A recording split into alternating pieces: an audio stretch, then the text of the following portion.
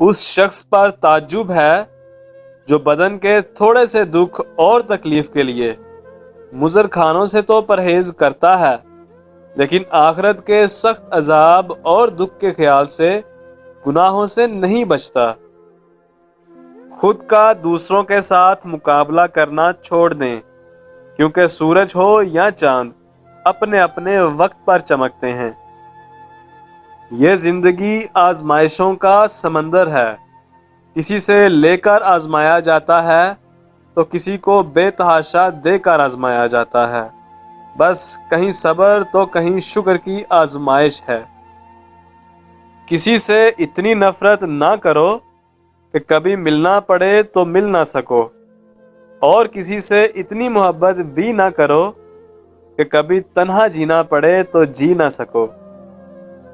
لوگوں کی باتیں پتھروں کی طرح ہیں، ان کو پیٹھ پر لاد لو گے تو یہ پیٹھ ٹوٹ جائے گی، لیکن ان کو اپنے قدموں تلے ایک پل بنا لو گے تو ان پر چڑھ کر بلند ہوتے جاؤ گے۔ اپنوں کو ہمیشہ اپنے ہونے کا احساس دلاؤ، ورنہ وقت آپ کے اپنوں کو آپ کے بغیر جینا سکھا دے گا۔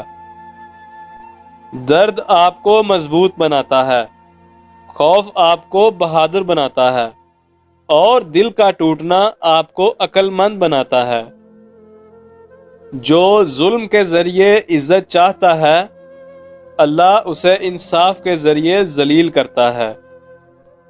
ادب انسان کو اخلاق کی بلندیوں تک لے جاتا ہے، لیکن علم نہیں، کیونکہ علم تو شیطان کے پاس بہت تھا مگر ادب نہیں تھا۔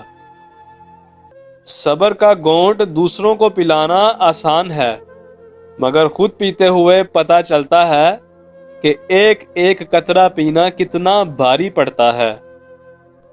جھوٹ کبھی عزت نہیں پاتا، چاہے اس کی پیشانی پر چاند نمودار ہو جائے، اور سچ کبھی ذلیل نہیں ہوتا، چاہے سارا زمانہ اس پر کہے لگائے۔